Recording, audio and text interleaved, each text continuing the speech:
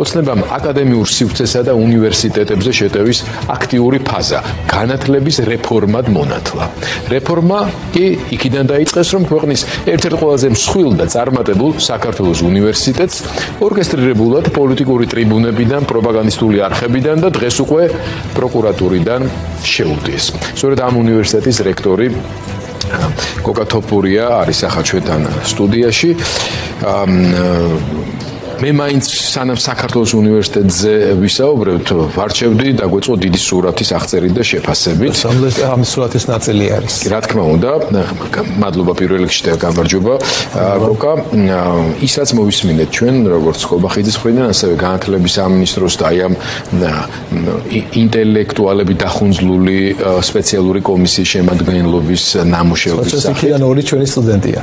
ხო, ყოფილი სტუდენტი კურსი დამთავრებული და არიან ჩვენი ყოფილი თანამშრომლები. მე მახსოვს მათი გამონათქვამები და აქტიური მონაწილეობა, ასე თქვათ, საიმიჯო რგოლებში საქართველოს უნივერსიტეტის, მათ შორის ერთი ზუსტად ვიცი, რომ პარლამენტის კომიტეტის თავმჯდომარეა ახლა და მეორე არ ვიცი ვინ გავრცელობაში, მოდი ამ შემთხვევაში სახელმწიფოსაც კი არ აქვს მნიშვნელობა, მაგრამ რისკენ არის მიმართული ის ინიციატივები, რომელიც გაისმა, რა მოხდება იმ შემთხვევაში, თუ მათი რეალიზება მოხდება დაწყებული მე-12 კლასის გაუქმებით და გაგრძელებული ერთ ქალაქში ერთი ფაკულტეტის უნივერსიტეტის იდეით, რომელიც აი სრულიად გაუგებარი არის არა მარტო ჩვენი, არამედ საერთაშორისო გამოცდილებების გათვალისწინებითაც.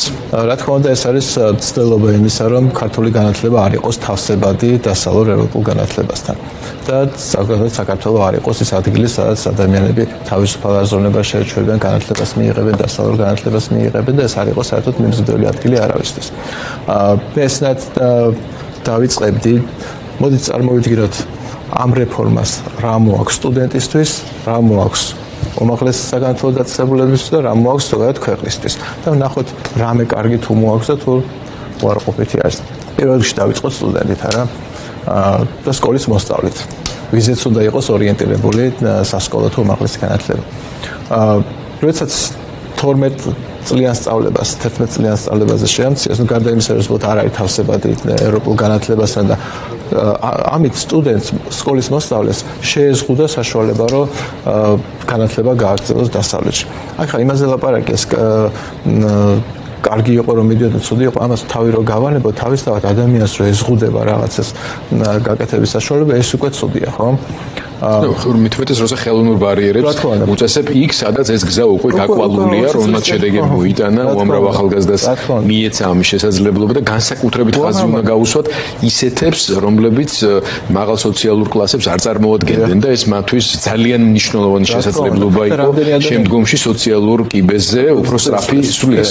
რამდენი ადამიანი წავიდა და დაბრუნდა საქართველოში დასავლური განათლებით, არა? მაგრამ ზოგადად ისიც ვიცით შეხედოთ, რომ სახელმწიფო აქამდე ღებულობდა ვალდებულებას, რომ ყველა მოქალაქისთვის 12 წლის განმავლობაში ესწავლებია და მასზე დაეხარჯა განათლებაზე ფული. და ახლა გამოდის სახელმწიფომ შეამცირა 11 წელზე. ანუ შეამცირა თავისი ვალდებულება, რომ მოქალაქე გაანათლოს 1 წლით. ამ დროს სახელმწიფო ამბობს ცოტა ხნის წინ გამოაცხადეს, რომ თურმე სკოლაში არასწავლიან საკმარისად ქართულ ენას. კი, და ეს მე-12 წელი თულად იყო. უმაღლესი თულად რო იყო იმის გამოსწორება კი არ უნდა იყოს ამოცანა და არამედ უბრალოდ გავაუქმოთ შემამცირ. რა თქმა უნდა, თუ თულად ხო რა შეიძლება თულად იყო. თუ ეს სააბიტურო წელი იყო, მაშინ ახლა 11 წლიან სწავლებაზე რო გავდივარ, მე-11 წელი გახდება სააბიტურო წელი. თუ 12 წლის განმავლობაში უნდა ყოფილიყო პროგრამა გაკეთებული, რატო არ გააკეთეს ამდენი წლის განმავლობაში, რატო არ გაკეთდა პროგრამა, რომელიც მე-12 წელს დატვირთავდა სრულად. ახლა ჩვენ საქართველოს უნივერსიტეტის საშუალო სკოლა არის კემბრიჯის საერთაშორისო სკოლა და იქ მე-12 წელი ყველაზე დატვირთული წელია, იმიტომ რომ ადამიანები უკვე მიმართულებას ირჩევენ და იმ მიმართულებით ეს მეცნიერები, ბიოქიმია, ტექნოლოგიები და ჰუმანიტარული მიმართულება, სოციალურ ძალიან დიდ განათლებას ყებულობენ.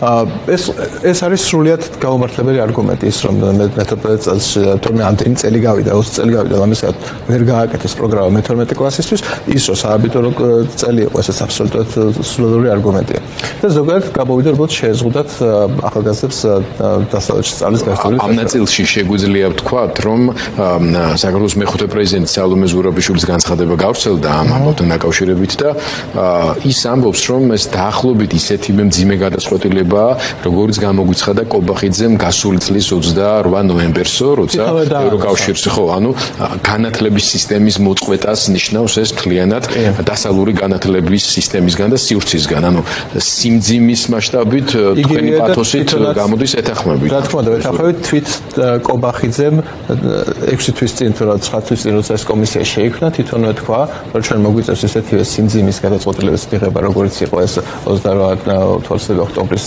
გადაწყვეტილება, მაგრამ თავისუფლად უნდა გავაკეთოთ. არ ვიცი რატო უნდა გააკეთებინა თავისუფლად, მაგრამ უნდა გააკეთებინა. რომ გავაგრძელოთ სტუდენტის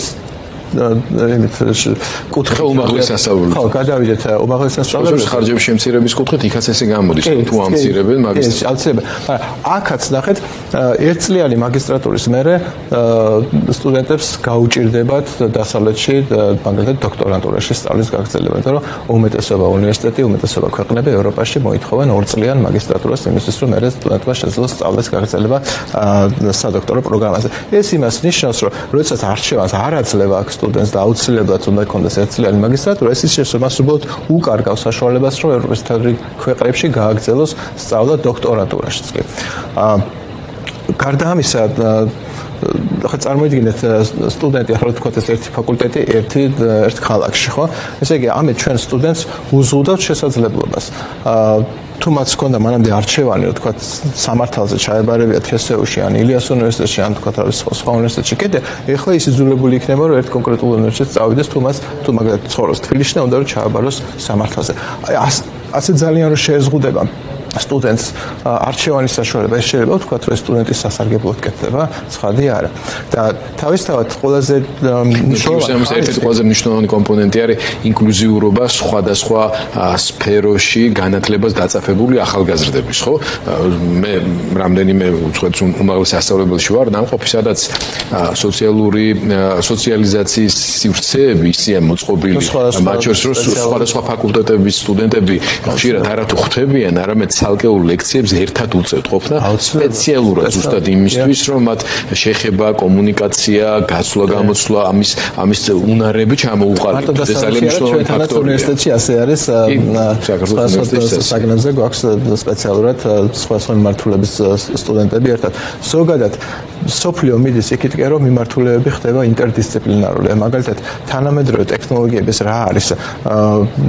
IT არის, ბიოლოგია, ინჟინერია თუ რა არის? ხო, შეიძლება სულ ყველაფერი ამას მოიცავდეს. დღეს Silicon Valley-ს 70% არის ბიოტექნოლოგიური სტარტაპები. აი, სად უნდა ისწავლოს ადამიანმა ისეთნაირად, რომ ის მაგალითად გახდეს ბიოტექნოლოგიური სტარტაპები. ბიოლოგიაზე უნდა ისწავლოს, ბიზნეს ადმინისტრირებაზე ისწავლოს, entrepreneurship-ზე, IT-ზე თუ რაზე ისწავლოს, ხო? მას რა თქმა უნდა დაჭირდება ინტერდისციპლინარული განათლება და ამ დროს უნივერსიტეტში რომ დახვდება, ერთ უნივერსიტეტში უნდა ჩააბაროს, რაღაც ერთი ისწავლოს და მე გადავიდოს სხვა უნივერსიტეტში, სხვა ისწავლოს, ეს ხო სრულიად უკან გადადგმული, ალბათ მთელი საუკუნით უკან გადადგმული ნაბიჯია ეს. პირიქით უნდა ხდებოდეს უნივერსიტეტი თავისი არსით და ახლა გადავალ იმაზე ზოგადად უნივერსიტეტების რამდენად გაუმჯობესდა თუ გავარისდა ხო სიტუაცია. უნივერსიტეტი თავისი არსით ეს არის, ამიტომაც ეს უნივერსალური ის არის, ხო, ეს არის ადგილი, სადაც ბევრი სხვადასხვა მიმართულებით ხდება კვლევა და სწავლება. ეს ხო არ არის ტექნიკუმი ან ინსტიტუტი, ხო, მაგალითად, როცა ტექნიკური უნივერსიტეტში იყო, მაგრამ ტექნიკური მიმართულები, იმას თუ გახსოვთ, ერქვა ტექნიკური ინსტიტუტი, პოლიტექნიკური ინსტიტუტი ერქვა, ასე ერქვა საბჭოთა კავშირის. ეს არ იყო უნივერსიტეტი. უნივერსიტეტი იყო თესეუ, სადაც ყველა მიმართულებები, ფუნდამენტური მეცნიერება, ჰუმანიტარული მედიცინა, ასწავლებელი, ყველაფერი ისწავლებოდა. ანუ პრაქტიკულად ჩვენ მივდივართ ისე ბრუნდების სიტუაციაში, როცა ჩვენ არ გვექნება რეალურად უნივერსიტეტები, ჩვენ გვექნება სხვადასხვა ტიპის ალბათ ინსტიტუტები თუ რაღაცა პროფილიზებული უნივერსიტეტები. ეს ამავდროულად გამოიწვევს სტუდენტების რაოდენობის შემცირებასაც. რაღაც გაგებით, ხო, მე ყოველთვის გულშემატკივრობდი და რაც შემეძლო კარგი გაგებით ვლობირებდი, ასე ვთქვათ, ენთუზიაზმით ვეპყრობოდი ყოველთვის პროფესიების, ანუ პროფესიულ ტექნიკურ სასწავლებლებში, სახელობო სასწავლებლებში ახალგაზრდების მიზიდვის შესაძლებლობას. მაგრამ ეს ერთი მეორეს ხელს არ უშლის. ჯერ ეს ინფრასტრუქტურა უნდა განავითარო, უნდა შემოიტანო ტექნოლოგიები, ბაზართან უნდა გახდეს სრულად ადაპტირებული, რომ აი სამუშაო ძალა იქ აღიზარდოს ისეთი, რომელიც ეკონომიკაზე, ბაზარზე იქნება ორიენტირებული, მაგრამ ეს ერთმანეთს საწინააღმდეგო პროცესები არ არის, თავსებადი უნდა იყოს. ასე ხელოვნურად უნივერსიტეტებიდან ახალგაზრდების გაყრა, ან მათთვის ბარიერების შექმნა, ან უცხოეთში წასვლის ბარიერების შექმნა, რომ აქ დარჩეს და გინდა არ გინდა წავიდეს და სადღაც იმუშაობს, არ მოხდება. ის მაინც წავა და სადღაც იმუშაობს, მერე და ეს არ იქნება ქართული ბაზარი ამ შემთხვევაში, იქნება სრულად ხელოვნურად ამ ადამიანების იზოლება, უარესია ერჩიო. და ასევე ისიც რომ წარმოიდგინოთ, აი რას ნიშნავს, რომ მაგალითად თბილისში რაღაცა მიმართულება, რაღაც ფაკულტეტი იქნება მარტო ერთ უნივერსიტეტში. აი ამ წუთას მაგალითად სამართლის ფაკულტეტი არის თითქმის ყველა უნივერსიტეტში საქართველოში, თბილისში არა. ეხლა წარმოიდგინოთ, რომ დაუშვათ გადაწყდა, რომ სამართლის ფაკულტეტი უნდა დარჩეს მარტო თესეუში. რას უზამენ ტექნიკური უნივერსიტეტის სამართლის ფაკულტეტს, რას უზამენ ილიას უნივერსიტეტის სამართლის ფაკულტეტს? ამ ყველაფერს გააერთიანებენ თესეუში, ეს ხო წარმოუდგენელია, საერთოდ უნივერსიტეტებში სკოლები იქნება ხოლმე პარალელურად კონკურენტული არის ხოლმე გარემო და სკოლას ცდილობს რომ რაღაცა გააუმჯობესოს და ამით იწევა ხარისხი. ეს ტრადიციები, საუკუნეები და ათეულ წლები ყალიბდება. იცით როგორ რთულია სინამდვილეში, როდესაც არსებობს რაღაცა სკოლები, მათი გაერთიანება პრაქტიკულად შეუძლებელია, იმიტომ რომ ხანდახან იმ სკოლებში ყოფ პროფესორ-მასწავლებლებს სხვა იდეოლოგია აქვს, სხვა დამოკიდებულება აქვს. აი ეს ხელოვნურად ამის გაერთიანება სრულად შეუძლებელია. უბრალოდ ესე დაიგრევა ამით ეს უნივერსიტეტები. იქნება შთაბეჭდილება, რომ აი ეს ნაწილი, რაც ახლა თქვენ ისაუბრეთ, უფრო მეტად მაინც აი სახელმწიფო უმაღლეს სასწავლებელთა მიმართებაში მოძებნილი ხერხია და მეთოდი, სადაც პოლიტიკურად აღვირი ვერ ამოსდეს, ასე ვთქვათ, პროფესურა, სტუდენტობას და ასე შემდეგ, რომ მათზე პოლიტიკური კონტროლი დაამყარონ და ბევრი კომერციული ინტერესაც ხედავს, იმიტომ რომ ის უმაღლესი სასწავლებლები სახელმწიფო, რომელიც ვახსენეთ, როგორც ეს ძირითადად დედაქალაქის ცენტრალურ ადგილებში ყველაზე საშურ სადეველოპმენტო პერსპექტივას უკავშირდება და ეს სრული კატასტროფაა, რომ ეს ხდება მიზეზი, მაგრამ კერძო უმაღლეს სასწავლებლებთან მიმართებაში ძალიან უკვე დამაზიანებელი პროცესი დაიწყო. მაყურებელმა იცის, რომ საქართველოში უნივერსიტეტებმა ფაქტობრივად შექმნეს გარკვეული რეგიონალური საგანმანათლებლო ჰაბის ტრადიციები ჩამოაყალიბეს და ამ ძალიან მნიშვნელოვანი შემონატანებია ეს ქვეყნის ბიუჯეტისთვის, ეკონომიკისათვის, იმიტომ რომ ეს ხალხი აქ ბინებს ქირაობს, ფულს იხდის კვებაში, სამედიცინო დაზღვევას. აი ამაზე მინდა რომ ველაპარაკოთ, რა მასშტაბის ზიანს უქადის კობახიძის მარტო თუნდაც ეს განცხადებები, რომელიც აღსრულდეს, თუნდაც აი ამ მიმართულებას საერთაშორისო საგანმანათლებლო ჰაბის ავტორიტეტის და რეპუტაციის დაზიანება საქართველოსთვის. პირველი მე ვიტყვი, რომ საერთაშორისო სტუდენტები დღეს აფინანსებენ საქართველოს საგანმანათლებლო სისტემას და არა მარტო. ის რომ დღეს ქართველი სტუდენტი სწავლობს 2000 და რამოდენიმე ათას ლარად და იღებს სინამდვილეში ბევრად უფრო მეტი ღირებულების სერვისს, ეს არის იმის გამო, რომ ქართველი სტუდენტის სწავლის საფასურს დღეს იხდის ნახევარს უცხოელი სტუდენტი. იმიტომ რომ უნივერსიტეტებში შეძდით ფული უცხოელი სტუდენტებისგან, რაც მერე ხმარდება ქართულ სტუდენტებს. თორე წარმოიდგინეთ 2005 წელს, როცა გრანტი შემოიღეს, როცა 2250 ლარი იყო გრანტი, იმ დროს იმდროინდელი კურსის შესაბამისად ეს იყო 1200 თუ მეტი კიდე დოლარი. დღევანდელი კურსის შესაბამისად ეს არის 800 დოლარიც არ არის. და ამ დროს წარმოიდგინეთ ფასები 20 წლის განმავლობაში გასამაგდა და გაოთხმაგდა. და ამ დროს განათლების საფასური სტუდენტებისთვის არ გაიზარდა, ხო პირიქით. მათთვის ეს ახლა ბევრად უფრო ადვილი გადასახდელია. რატომ? მიუხედავად იმისა, რომ ბევრი ამასაც ვერ ახერხებს სოციალური ფონდი იმდენად ხარისხი ხო ამ დროს უნივერსიტეტებში ბევრად უფრო გაუმჯობესდა. ეს ყველაფერი მოხერხებადი გახდა მას მერე, რაც უცხოელი სტუდენტების მიღება დაიწყეს უნივერსიტეტებმა. ანუ დღეს უცხოელი სტუდენტები იხდიან ქართველი სტუდენტების საფასურს, ეს უნდა ვიცოდეთ. დღეს უცხოელი სტუდენტები აფინანსებენ ჩვენ უმაღლეს საგანმანათლებლო სისტემას, იქ კვლევებს, ლაბორატორიების შექმნას, იმას, რომ ქართული უნივერსიტეტები წინ მიიწევენ სოფლიო რეიტინგში. ის რომ თანათანობით ჩვენთან მართლა ყალიბდება უნივერსიტეტები, არის კვლევასთან ერთად სწავლება, იმიტომ რომ უნივერსიტეტი წარმოუდგენელია კვლევის გარეშე. და ამ ყველაფერს უზარმაზარი დაფინანსება ჭირდება და ამას აკეთებენ სრულიად უცხოელი სტუდენტები. ეხლა როდესაც აი ეს რეფორმა რას მოხდება, ქვეყნისთვის რაც ცუდი იქნება ეს რეფორმა, მას მე რაც ვლაპარაკეთ, სტუდენტების ცუდი იქნება, უნივერსიტეტების ცუდი იქნება, ქვეყნისთვის ეს იქნება დამღუპველი, იმიტომ რომ ზოგადად მთელი ჩვენი პოლიტიკა, საგანმანათლებლო პოლიტიკა უნდა იყოს მიმართული იქითკენ, რომ საქართველო იქცეს საერთაშორისო საგანმანათლებლო ჰაბად, რეგიონულ ჰაბად. ანუ ყველაფერი უნდა იყოს მიმართული იქითკენ, რომ რაც შეიძლება მეტი უცხოელი სტუდენტი შემოვიდეს აქ და ფული დახარჯონ საქართველოში და დააფინანსონ ქართული უმაღლესი განათლება. შესაბამისად, ნებისმიერი რაღაცა, რაც ხელს უწყობს მეტი უცხოელი სტუდენტის შემოდინებას არის კარგი და ნებისმიერი ის რეფორმა, რომელიც ხელს უშლის უცხოელი სტუდენტების შემოსვლას, არის ცუდი. ეხლა წარმოიდგინეთ, ძალიან მნიშვნელოვანია უცხოელი სტუდენტები უყურებენ ქართული უნივერსიტეტები სად არიან მსოფლიო საგანმანათლებლო რუკაზე.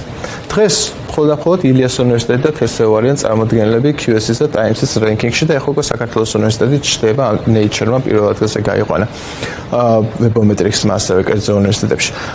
მაგრამ ზოგადად როცა სტუდენტები უყურებენ და იქ არის რამდენიმე უნივერსიტეტი, ეს მიანიშნებს იმაზე, რომ საქართველოში განათლება მეტნაკლებად კარგი არის, ხო? Study Georgia იყო ესეთი პროექტიც, ხო? და ის ფიქრობს, რომ საქართველო არ შეიძლება იყოს ის ადგილი, სადაც მეწავალ სასწავლებლად. მაგრამ როდესაც აი ამ რეფორმის მერე რეალურად დაინგრევა ეს უნივერსიტეტები, რაც იყო, ისინი ვეღარ შექმნიან ისეთ იმ ოდენობით გნებავთ კლევით პროდუქციას თუ სხვას, რომ QS-ის და Times-ის რეიტინგებში თავი შეინარჩუნონ, გამოდის, რომ აღარც ერთი ქართული უნივერსიტეტი აღარ დარჩება ამ რეიტინგებში, საერთაშორისო რეიტინგში. ჩვენ საქართველო გაქრება მსოფლიო საგანმანათლებლო რუკიდან. ანუ საქართველო არ იქნება საერთოდ წარმოდგენილი. შესაბამისად, ის აღარ იქნება საინტერესო უცხოელი სტუდენტების რომ დავკარგავთ. რა თქმა უნდა, ძალიან დიდ საქართველოს ქართული ეკონომიკა. აი ხა მაგათ რომ შევხედოთ, გაუძვირდება სწავლა ქართულში. სასწავლებლებში საქართველოშივე. კი, აი მაგათ ჩვენ რა ავიღოთ ამერიკა, ხო? ამერიკა არის ყოველთვის სასურველი ადგილი სასწავლებლად, ხო? ბრიტანეთი არის ყოველთვის სასურველი ადგილი სასწავლებლად. რატო არ არის თქვა ავღანეთი სასურველი ადგილი სასწავლებლად? იმიტომ რომ არც ერთი ავღანური უნივერსიტეტი არ არის მსოფლიო მოწინავე უნივერსიტეტებში, ხო? Times-ის და QS-ის რენკინგში არც ერთი ავღანური უნივერსიტეტი არ ხდება. ამიტომაც არ მიდივართ არავინ ავღანეთის სასწავლებლად. ამერიკული უნივერსიტეტები პრაქტიკულად ყველა ხდება. ბრიტანული უნივერსიტეტები რუსულისკენ მივდივართ უფრო. ავღანეთი შეიძლება ზედმეტად გააჭარბებული იყოს, თუმცა როგორც ესენი ექცევიან ქვეყანას, თალიბებთან შედარება მაინც და დასავლეთთან დამოკიდებულებაში თლად უადგილოც აღარ მეჩვენება. სენალა გითხრათ, აკოგა მინდა რომ სათანადო დრო დაგვრჩეს და მოვასწროთ ასევე საუბარი კერძო უნივერსიტეტებზე შეტევის კუთხით და ამ ხრივ განსაკუთრებულ სამიზნეს წარმოადგენს საქართველოს უნივერსიტეტი. არ იყო მოულოდნელი შეტევისთვის ახალი ტალღა, თუმცა ჩვენ ნახეთ განვითარება ტაქტიკურ დონეზე, როცა უკვე პროკურატურას მიმართეს საქმეზე, რომელიც არანაირი სამართლებრივი წინაპირობებს არ აკმაყოფილებს ვადის გასვლის თუ ფაქტობრივი მდგომარეობის გამო. მოდით ნახოთ ინტერვიუს ნაწყვეტი ტექნიკური უნივერსიტეტის რექტორთან, რომელმაც დღეს შეიტანა მთავარ პროკურატურაში განცხადება საქართველოს უნივერსიტეტის ქონების დაყადაღების მოთხოვნით. თუმცა თუ გახსოვთ, ამავე ტექნიკური უნივერსიტეტის რექტორმა რამოდენიმე თვის წინ წულუკიანის კომისიაზე განაცხადა, რომ არანაირი სამართლებრივი ბერკეტი არ არსებობს იმისთვის, რომ ჩვენ მოვახდეთ. ამას ამ ინტერვიუშიც ადასტურებს, უბრალოდ ამიტომაც მივმართეთ კომისიას, თითქოს რაღაც ახალი გარემოებები. იქვე ამბობს, რომ მე მინდა პოლიტიკური გადაწყვეტილება მიიღოთ. თუ აქ პოლიტიკური გადაწყვეტილების ბაზაა საქმე, მაშინ პროკურატურა არ შეშა. პროკურატურა ხო პოლიტიკურ გადაწყვეტილებას ვერ მიიღებს. სამართლებრივი ბერკეტი ხო არ გააჩნიათ. ესე იგი, გამოდის, რომ ისინი უკვე ეს იმას ნიშნავს, რომ პროკურატურის გამოყენება უნდა მოხდეს პოლიტიკური მიზნებისთვის. თქვენ ფაქტურად წინასწარ მოგიწიათ, უკვე გამოგივიდეთ კომენტირება, მაგრამ ეჭვი მაქვს, რომ ენთუზიაზმი შეგრჩება ამ ინტერვიუს მოსმენის შემდეგაც. მოდით, ვისაც არ უნახავ, შევახსენებ და ვანახოთ ინტერვიუს ეს ნაწილი. ხანდაზმულობის ვადა იყო, იქიდან გამომდინარე, რომ ჩვენ სასამართლოს მიმართვა აღარ შეგვეძლო, ამიტომ გადავწყვიტე შეგვეყარა გენერალურ პროკურატურაში. ეს დოკუმენტები მოძიებული იქნა და ვფიქრობთ, რომ კიდე დაის საბუთე ის დოკუმენტები, რომ ჩვენ ვერ მოვიძიეთ, გენერალურ პროკურატურამ უნდა მოიძიოს. საქართველოს ტექნიკური უნივერსიტეტის არც ერთ რექტორს, არც ერთ საბჭოს თვითონ არ აქვს ხელი მოწერილი მაშინდელს და არც ეხლამდელს ამ ქონების გასვისებაზე. ეს ქონება სახელმწიფომ ჩამოართვა და თვითონ გაასვისა. საქართველოს ტექნიკური უნივერსიტეტს არც ერთი თეთრი არ მიუღია აქედან. ხომ არ არის ანგარიშსწორება, ასე ვთქვათ, კერძო უნივერსიტეტზე, რომელიც თავის მხრივ ეკუთვნის მიხეილ სააკაშვილის დედას? არავის არის პოლიტიკური ანგარიშსწორება არ არის, თქვენ თვითონ იძახით ამას და ეგი მეორებთ.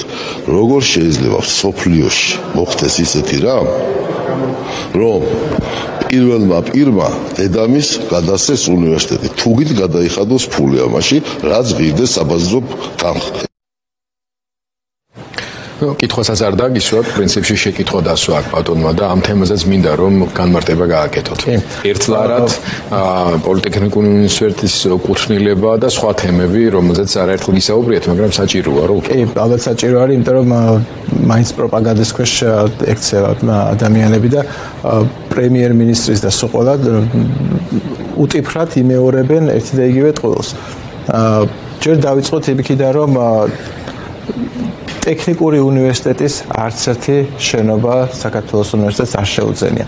საერთოდ ტექნიკური უნივერსიტეტი როგორც სახელმწიფო უნივერსიტეტი, მას საკუთრებაში არც ერთი შენობა არ აქვს. არ შეიძლება საჯარო დაწესებულება SIPS კონდეს საკუთრებაში რაიმე, ხო, კერძო ორგანიზაცია არ არის საკუთრებაში კონდეს, ხო?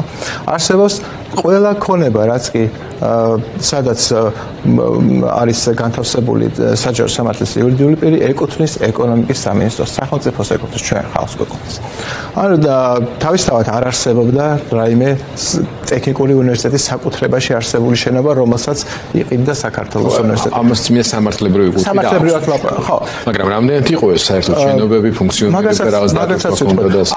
აქაც არის რა თქმა უნდა ძალიან დიდი ტყუილის ნაწილი.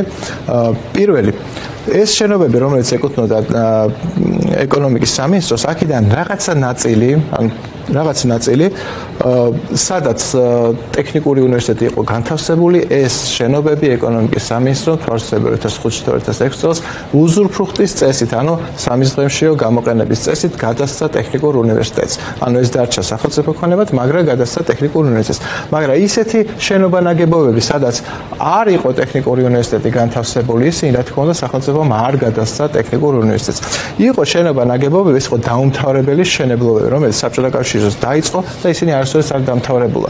აი ეს შენობა ნაგებობები შეიძლება თავის ძროზე საბჭოთა კავშირის იმდროინდელი ხელისუფლება გეგმავდა ამ შენობების დასრულებას და ტექნიკური უნივერსიტეტისთვის გადაცემას. მაგრამ საბჭოთა კავშირი ისე დაიშალა, რომ ეს შენობები არ დასრულებულა, შესაბამისად იქ სასწავლო და სამეცნიერო აქტივობები არ ხდებოდა და ვინაიდან საბჭოთა კავშირის დაშლის მერე ტექნიკური უნივერსიტეტის როლი ზოგადად შემცირდა, იმიტომ რომ საბჭოთა კავშირის დროს ჩვენ ქონდა უამრავი ქარხნები და ეგერ მიონი იყო რადიოქარხანა, ეგერ თითრუნაებს ვაშენებთ 31 ქარხანაში. ეს ყველაფერი დაიშალა და შესაბამისად ამდენი ტექნიკური კადრი ალბათ აღარ იყო საჭირო და ამიტომ თვითონ ტექნიკური უნივერსიტეტი ვეღარ იყენებდა ამდენ შენობებს და გარდა ამისა აღარ იყო არანაირი საჭიროება, რომ ახალი შენობები აშენებულიყო ტექნიკური უნივერსიტეტისთვის და ისინი გადასცემოდა. თან სახელმწიფოსაც ფული არ ქონდა. ამიტომ ეს შენობები აღარც არასოდეს არ აშენებულა და არც არასოდეს არ გადასცემია ტექნიკურ უნივერსიტეტს. ეს იყო ეკონომიკის სამინისტროს ბალანსზე არსებული დაუსრულებელი მშენებლობები. და ეს დაუსრულებელი მშენებლობები სახელმწიფო რაღაცა დროს გადაწყვიტა, რომ გაეყიდა ეკონომიკის სამინისტრომ გამოიტანა აუქციონზე. და საქართველოს უნივერსიტეტმა შეიძინა ჯამში 6 მილიონზე მეტი გვაქვს ამაში გადახდილი. აქ კიდევ ერთი ტყუილი, როდესაც რამდენი წელია, 20 წელია ლაპარაკობენ იმაზე, თითქოს საქართველოს უნივერსიტეტმა ლარად მიიღო. ლარად არ მიგვიღია 6 მილიონი იქნა ამაში გადახდილი. სხვა შორის თვითონ გურგენიძე და მისი კანცლერი კოპალიანიც ამბობენ, რომ ასახელებენ რაღაც თანხებს. ლარს ისინიც არ ამბობენ. ოღონდ ესენი იმას დარდობენ, რომ ეს ფული ტექნიკურ უნივერსიტეტს კი არ შესულიაო, ჩვენ არ ვიცით საწავიდაო და ტექნიკურ უნივერსიტეტს საიდან შეუვიდოდა, როდესაც ეს შენობები არ ეკუთვნოდა ტექნიკურ უნივერსიტეტს. ეკონომიკის სამინისტრომ გააკეთა და ეკონომიკის სამინისტრომ მიიღო ფული, ბიუჯეტში შევიდა ფული, ეს არის ძალიან ბუნებრივი რაღაცა. ამბობენ, რომ თითქოს რომელიღაცა იმაში აქვს ნათქვა, მე თვალსები დღეს თქვა გურგენიძემ, რომ თითქოს ახალი გარემონტებული შენობები იყო, ის იყო შესულიყო პროფესორები და სტუდენტები. ტყუილია, საერთოდ იყო გარემონტებული იმ შენობებში. თუ გაინტერესებთ, თორსტე პირველ სართულზე, პირველ ეზოში იყო ბენზოგასამართლის სადგური მოწყობილი საერთოდ, რომელიღაცა სართულზე რაღაცა ვიღაცებს ჰქონდათ ესე შესრულები იყვნენ და თვითონ ჰქონდათ რაღაც ნაწილი გარემონტებული, რაღაცა კოოპერატივი. არა, კოოპერატივი ჰქონდა და რაღაცას რძეს თუ ხაჭოს ხდიდნენ და მერე გურგენიძე მაგაზე თქვა, რომ იქ რძის ლაბორატორია ჰქონდა. რძის ლაბორატორია. ანუ კიდე არ ვიტყვი ხო ვინც იმ დროს სწავლობდა ტექნიკურ უნივერსიტეტში, ყველა მიცის რომ ამ დაამთავრებელ მშენებლობებში, რომელიც მხოლოდ კარკასი იყო, კედლებიც არ იყო ამოშენებული, იქ იყო ბუდე ნარკომანიის, იქ იყო რაღაცა სარდაფში გარემონტებული რამდენიმე ოთახი, რომელიც ვითომ სასტუმრო იყო. ეს სურათი არაერთხელ აღწერილა და მე ვიცი ფოტომტკიცებულებების სახითაც არსებობს.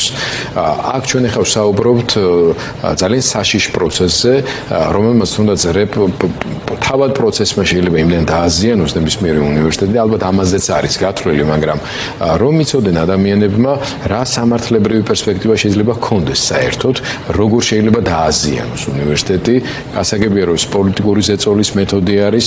ჩვენ გვინახავს რამდენიმე სხვა კერძო უნივერსიტეტის ისტორია, როდესაც ვიღაცას აიძულეს ფლობელს გასულიყო, რბილად რო თქვა, დაეთმო და ვიღაცა იქ შესულიყო.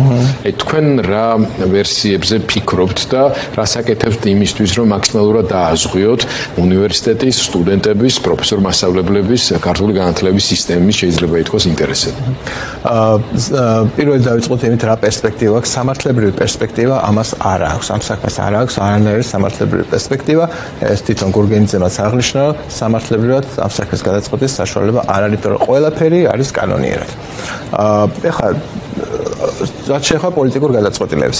მეუბნებოდ წარმოუდგენლად ვიმაჩნია, რომ უნივერსიტეტში სადაც სწავლობს 10,000 სტუდენტი და დასაქმებულია 1600 ადამიანი, აი რა შეიძლება გაუკეთო ესეთ უნივერსიტეტს, რა თქმა უნდა, ვერ დახურა ხო ამდენ სტუდენტს, ამდენ პროფესორ-მასწავლებელს რაც ზოგადად რა თქმა უნდა ეს არის ჩვენ ნერვებზე გაივლის ეს ყველაფერი და ის იქნება დიდი ზეწოლა უნივერსიტეტზე შეიძლება რაღაცების დათმობა მოუწიოს უნივერსიტეტს, მაგრამ ისე რომ უნივერსიტეტმა შეაჩეროს საქმიანობა ის რომ სტუდენტებს შეუწყდეს სწავლა, ამისი არანაირი შანსი არ არის. იმიტომ არანაირად არ შეიძლება რომ სტუდენტებს შეუწყდეს სწავლა. ხო, დათმობაში რას გულისხმობთ?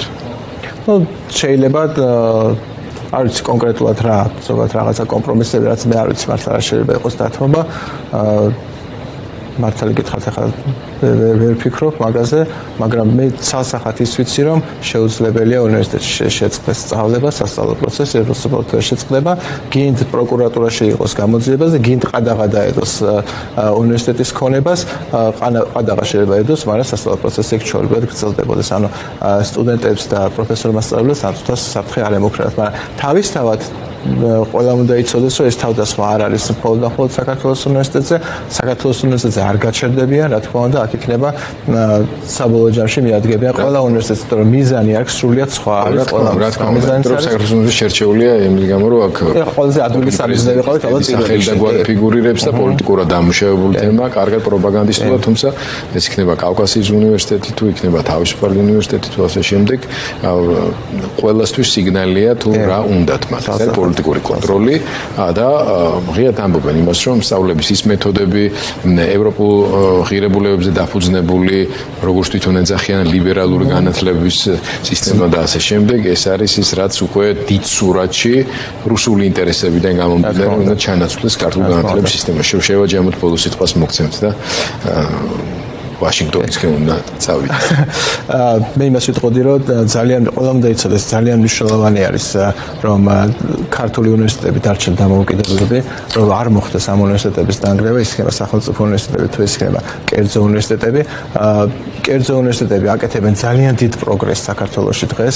მე მაგალითად საქართველოს უნივერსიტეტზე შემიძლია გითხრათ, რომ საქართველოს უნივერსიტეტი ყოველწლიურად უზარმაზარ პროგრესს აკეთებს. საქართველოს უნივერსიტეტში ძალიან სერიოზული კვლევები მიმდინარეობს და საქართველოს უნივერსიტეტი ხდება ცენტრი ჩვენ რეგიონში განათლების და კვლევების სიახლეების შემოტანის, ინოვაციების შემოტანის და ჩვენ პირიქით უნდა ვიმუშაოთ იმაზე, რომ საქართველო უნდა გახდეს ადგილი, სადაც ახალი ცოდნა შეიქმნება, ახალი ტექნოლოგიები შეიქმნება, სადაც ადამიანები, რომლებიც არიან ინოვატორები, რომლებიც არიან ანტრეპრენერები, მათ მიექცემათ დიდი ასპარეზი და არა ისეთი ქვეყანა, სადაც ვერ მიიღებენ ნორმალურ განათლებას, სადაც ვერანაირ სიახლეს ვერ დაინახავენ, პერსპექტივა არ იქნება და ადამიანებს ყველაზე უფრო ინოვატორ შემოქმედ ადამიანებს მოუწევთ ამ ქვეყნის დატოვება.